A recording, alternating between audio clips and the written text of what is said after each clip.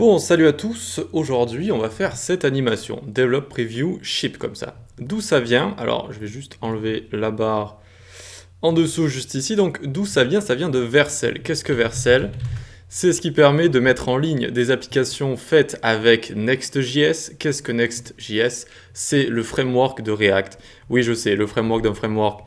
Voilà, je sais que c'est pas super logique, mais en fait ça permet de rajouter des fonctionnalités, si vous voulez, à React, de faire du server-side rendering et d'améliorer son SEO. Désolé pour l'accent anglais. Encore une fois, donc ici, j'étais en train de faire une petite app avec Vercel que je suis en train de mettre en ligne. Je vous montrerai, là je suis à la version alpha on va dire, et je vous montrerai quand je serai à la bêta.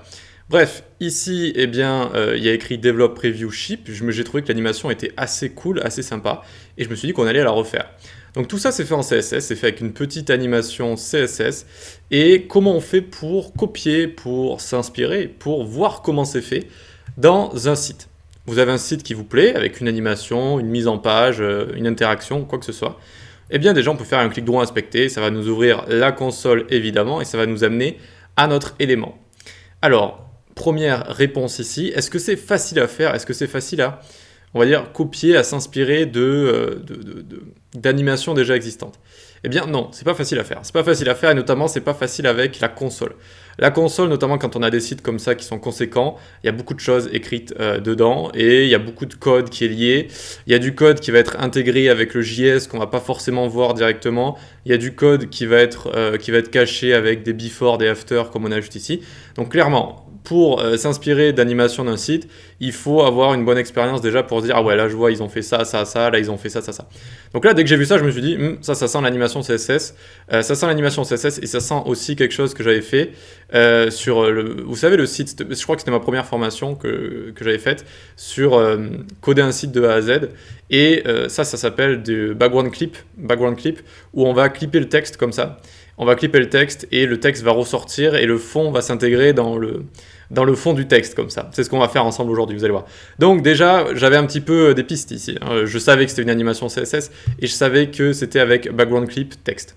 Et donc ensuite, j'ai plus qu'à venir ici inspecter. J'ai regardé span ici très bien.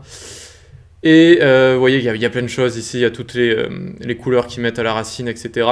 D'ailleurs, vous voyez qu'ici, je suis sur le mauvais, c'est celui-là. Voilà, c'est celui-là.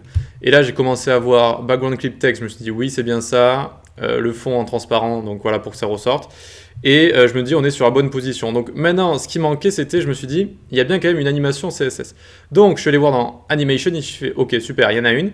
Elle s'appelle Animated Gradient Text Fade Foreground 1, etc., etc.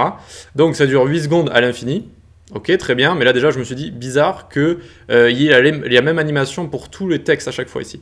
C'est-à-dire que Develop, Preview et Ship ont toute une durée de 8 secondes. Ok, mais on voit bien qu'il y a un délai ici. Je veux dire, ça ne se lance pas tout en même temps. Il va y avoir un texte par un texte, comme ça. D'accord? Donc déjà, on ne le voit pas ici. Donc déjà, ça a été rajouté en JS avec un petit délai, par exemple set intervalle ou des set timeout comme ça. Donc ici on peut pas le voir par exemple, on peut pas le voir donc c'est relativement embêtant, mais on devine ce qu'ils ont fait en fait. Ils l'ont juste lancé à un tiers d'intervalle, donc c'est-à-dire on arrive sur le site, on a develop qui commence, puis preview, puis ship. Donc il y en a 3, donc 100 divisé par 3, voilà ça fait un tiers. Donc néanmoins on peut accéder aux caractéristiques de l'animation. On descend, on va en dessous de toutes les couleurs ici, on va en dessous de tout ce qu'ils ont mis à la racine, c'est-à-dire tout ce qui est padding, etc. Et hop, on a ici, on a ce qui nous intéresse, c'est cette animation. Vous voyez qu'ils ont fait en fait plusieurs moments dans l'animation et il y a des moments où ce sera en opacity 1, des moments en opacity 0. Ok, donc on a tout ce qu'il faut maintenant pour reproduire cette animation. Donc on y va, on va hop, venir ici, se la reproduire de A à Z.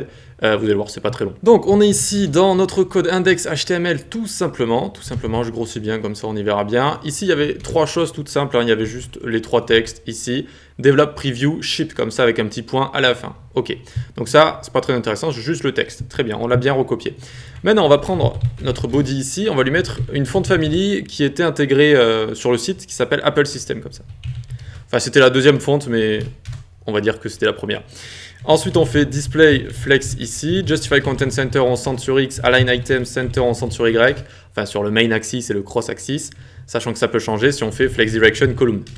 Mais bon, je peux vous faire un cours de Flexbox ici. Du coup, on met en colonne nos trois textes, tac, tac, tac, ils sont centrés sur X et sur Y. Parfait, ça veut dire qu'ils sont très bien placés ici. Ils sont là, voilà, ils sont là, tac, Develop Preview Ship. Il va falloir néanmoins s'occuper du CSS, ce qu'on va faire tout de suite, enfin de la taille, etc. Donc on prend tous les paragraphes d'un coup et on leur met ici un font size de 200 pixels. Ensuite on les met en bold, font weight, bold. Je crois que bold en anglais ça veut dire courageux, non? Je crois que ça veut dire courageux. Bref, ici ensuite on va faire la fameuse animation. Alors pour l'instant on va mettre color black histoire de bien les voir. Margin 0 auto, je les avais mis parce que j'avais testé autre chose. Donc là, il n'y en a pas besoin, juste letter spacing, moins 10 pixels, tac, et une line 8. Ça aussi, je l'avais testé si je dis pas de bêtises. Donc il n'y en a plus besoin ici. Et on a bien Develop Preview Ship. Ça ressemble à ça. Ça ressemble à ça, sauf que ça, c'est un petit peu plus serré. Donc on va le serrer un petit peu avant de faire notre animation de background clip. Pour ce faire, on fait p2.nthchild1 par exemple. Et donc on va cibler le premier paragraphe. Et on va lui mettre poserel top 70. Voilà, ce qui va le faire descendre. Et hop, on peut prendre ça, on le colle. Ici, pour le troisième, on va lui mettre un bottom 70 qui va le faire remonter de 70 pixels.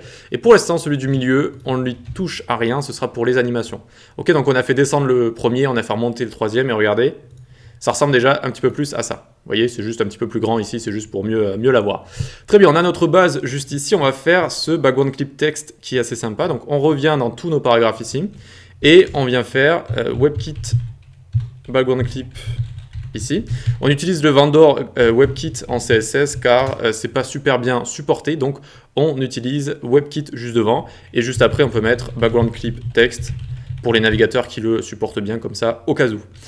Très bien. Et donc là, background clip text ici, on va se mettre la couleur en transparent. Et on va se mettre un BG image linear gradient.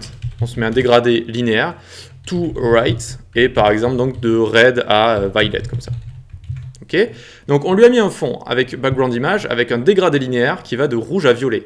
On a mis la couleur en transparent, et vu qu'il y a background clip text, le fond va s'adapter au texte, qui sera en transparent, donc on verra juste le fond dans le texte.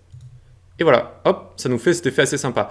Donc déjà sans animation, on peut faire du texte comme ça, c'est très sympa, c'est très original. Voilà, alors peut-être que là les couleurs sont pas top, ou peut-être pour un site, je sais pas, de bonbons ou de cosmétiques.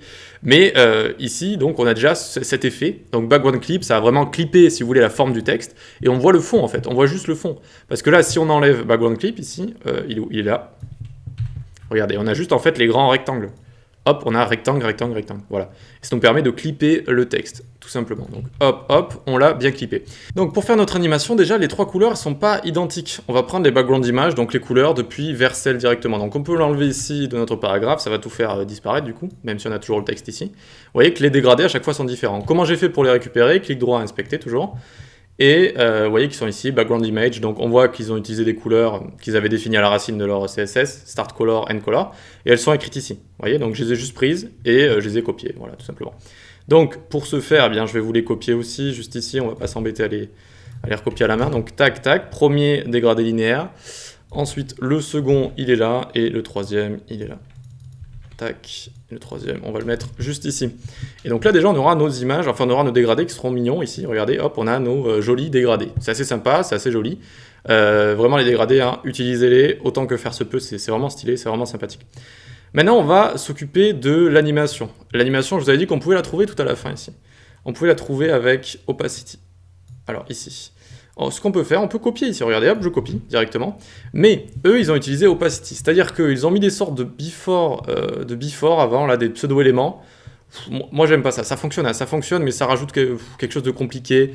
Ils ont mis en fait une sorte d'overlay qui vont faire apparaître, disparaître. C'est bizarre, c'est pas... On peut faire plus facile, c'est ça que j'ai envie de dire en fait, on peut faire plus facile. Mais on va quand même le copier, on va venir ici, faire @keyframes, hop, je l'avais appelé anim gradient, ici. Et on peut coller, regardez, on peut coller, ça fonctionne. Donc à 0 et à 100%, ils ont mis opacity 0, ensuite à 33,333, 50, opacity 1, etc. Au lieu de jouer sur l'opacité, sur quoi on peut jouer nous? On va jouer sur la couleur. Color black, il n'y aura pas de dégradé, la couleur sera noire, on ne verra pas le fond. Et color transparent, on verra notre dégradé. Voilà, donc c'est beaucoup plus facile que de faire des pseudo-éléments before, after, etc. On n'a pas besoin de faire d'overlay, on joue juste sur la couleur comme ça.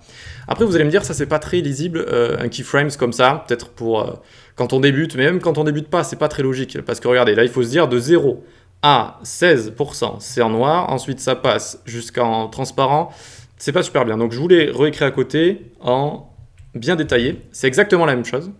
Tac, sauf que j'ai bien écrit du coup donc de 0 à 16, 33, 50 et etc. ici. Vous voyez, j'ai juste pris ce qu'il y avait écrit, au lieu de mettre des virgules, je les ai mis les uns à la suite des autres. Donc qu'est-ce que ça veut dire cette animation? Ça veut dire que de 0 à 16, ça bouge pas.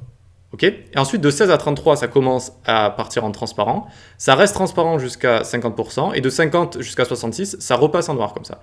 Puis jusqu'à 100, ça bouge plus. Donc en fait, l'animation va se dérouler de 16 à 66%. Ça fait 50%, et du coup, ça va être la moitié de l'animation. La moitié va être couleur noire, la moitié, elle va partir en transparent, comme ça. C'est ça que ça veut dire. Voilà, donc on a notre animation juste ici, super. Maintenant, qu'est-ce qu'il faut faire? Il faut la rajouter. Donc on va venir à notre premier enfant ici, notre premier paragraphe, et on va faire animation. On lui met bien anim gradient. Ça dure 8 secondes, comme ils l'ont fait durer 8 secondes, et à l'infini, donc infinite, comme ça. Infinite. Voyons voir déjà si ça fonctionne. On vient là, et ça fonctionne. Vous voyez qu'on a bien une animation ici, et ça revient comme ça. C'est exactement la même animation. Mais là où ça va se corser, c'est quand il va falloir rajouter le décalage avec les autres. Parce que eux, ils l'ont rajouté en JavaScript. Ils l'ont rajouté en JavaScript en donnant des classes ou un délai avec cet intervalle ou cette timeout, je pense. En tout cas, c'est fait en JS parce que regardez, quand je clique dessus, je ne le vois pas ici. Je ne le vois pas. Alors, il est où? Tac, tac, tac. Enfin, vous savez, il y a écrit 8 secondes là. C'est tellement le bazar ici. Ici, c'est bon, c'est ce que je voulais vous montrer. Il y a écrit 8 secondes, mais en réalité, c'est pas vrai. Ils ne sont pas tous à 8 secondes ici. Derrière, il devrait y avoir un petit délai normalement. Il devrait y avoir un petit délai. Donc, ils ont fait ça en JS. Mais on peut le faire en CSS directement. Et vous le voyez, le délai. Vous voyez bien que ça ne démarre pas en même temps. Parce que sinon, regardez, on peut le faire ensemble. Du coup, ici, on peut prendre ça... Clic, Alt, clic, hop, petit contrôle ici, on est venu coller tout ça, et vous allez bien voir que ça commence en même temps. Vous voyez que, hop, toutes les animations se font en même temps. Ça repasse en noir, ça repasse en coloré. Donc, ce qu'ils ont fait, c'est qu'ils ont décalé à chaque fois de 33%.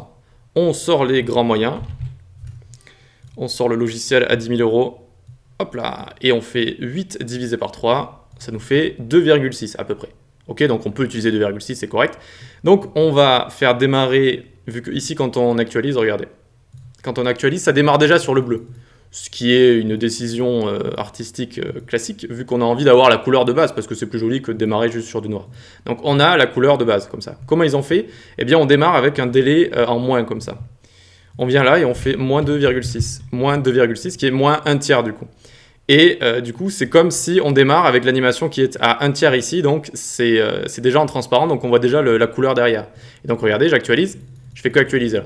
Et on démarre bien comme ça, comme exactement ici. C'est exactement la même chose. Vous voyez? Maintenant qu'on a ça, hop, le second, on ne va pas lui mettre de délai, donc on peut mettre 0 ou on ne lui met pas de délai. Et le troisième, qui est où? Qui est juste ici. Lui, on va lui mettre moins 5,2 secondes. Lui, on lui met un délai négatif à moins 5,2 secondes. C'est comme s'il était à 2 tiers. C'est comme s'il était ici. Donc il va rester noir encore pour un tiers ici de l'animation, puis il restera encore noir jusqu'ici, puis il démarrera lui son animation. Et on a bien réussi à faire un décalage ici. Ici, si vous voulez, c'est moins 33%, moins un tiers. Ici, c'est 0, et ici, c'est moins 2 tiers. Et en commençant de cette manière-là, eh bien, ils sont tous décalés de 1 tiers, si vous voulez. Et donc, ils vont tous se suivre comme ça. Hop, ils se suivent. Ils se suivent à l'infini, ça fonctionne comme ça. Avec ce petit effet où, quand il y en a un qui finit, hop, l'autre qui arrive, eh bien, se met à briller à son tour, comme ça. Et voilà comment on fait pour copier cette animation.